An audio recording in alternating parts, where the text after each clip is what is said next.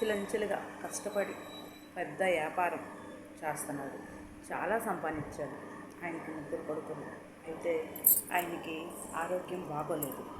ఆరోగ్యం బాగోకపోతే ముగ్గురు కొడుకుల్ని పిలిచి ఇలా చెప్తాడు, నా వ్యాపారాన్ని మీ ముగ్గురికి ఇద్దామనుకుంటున్నాను.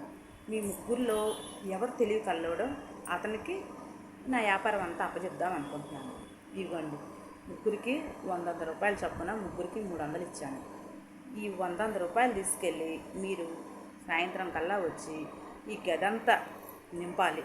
అప్పుడు ఆ వ్యాపారం మీకు అప్పచెప్తాను అని చెప్పి చెబుతాడు.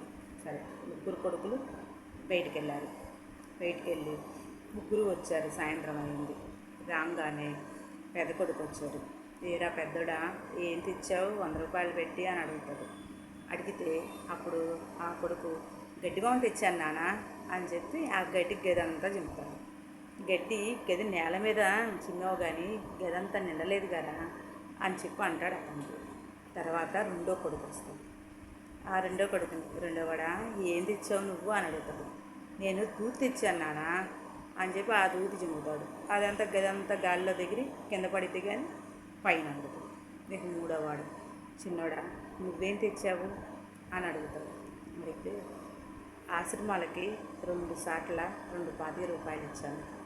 ఒక 25 రూపాయలు దేవుడు గుండీలో వేసాను.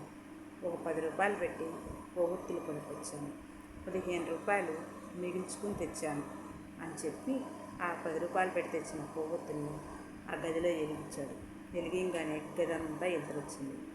అప్పుడు ఆ తండ్రి ఆనందంతో పరవశించి నవ్వి అంటాడు, నా వ్యాపారానికి నువ్వే అర్హుడివి.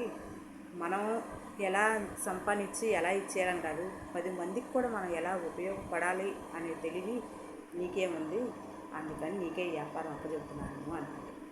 ఏమంటారు?